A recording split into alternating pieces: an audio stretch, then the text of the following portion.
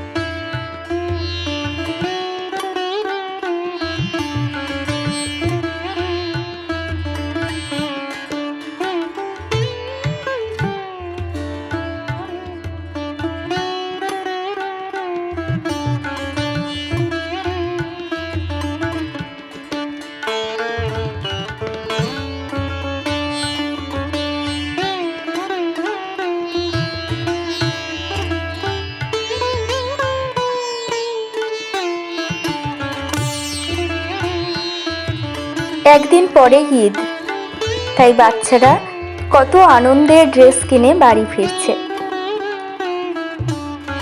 ছোটবেলায় আমাদেরও এমন হতো, দুর্গাপুজো এলে তার আগে আমাদের ড্রেস যখন কেনা হতো, কি আনন্দটাই না হতো। এখন কিছু কিনতে হয়তো পূজা লাগে না, বছরের যে কোনো সময় যে কোনো দিন ড্রেস কিনে ফেলি, কিন্তু সেই আনন্দ আর পাই না। প্রথমে চলে এলাম এই দোকানটিতে। একটা ড্রেস পছন্দ হয় তো আরেকটা হয় না, যেগুলো নেব দেখলাম সব রকম, কিন্তু ঠিকঠাক পছন্দ হলো না। দেখি এবার যাব অন্য আরেকটি দোকানে। তবে লাল খারাপ লাগছিল না।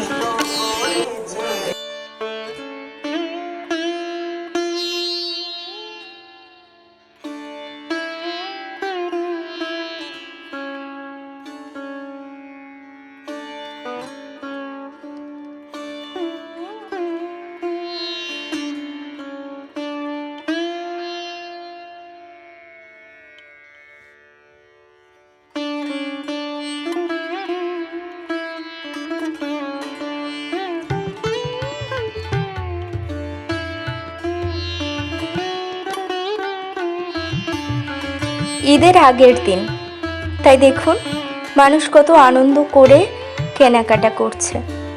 হিন্দুদের যেমন দুর্গাপূজা, মুসলিমদের তেমন ঈদ, তাই জামা কাপড়ের দোকানগুলোতে প্রচুর ভিড়।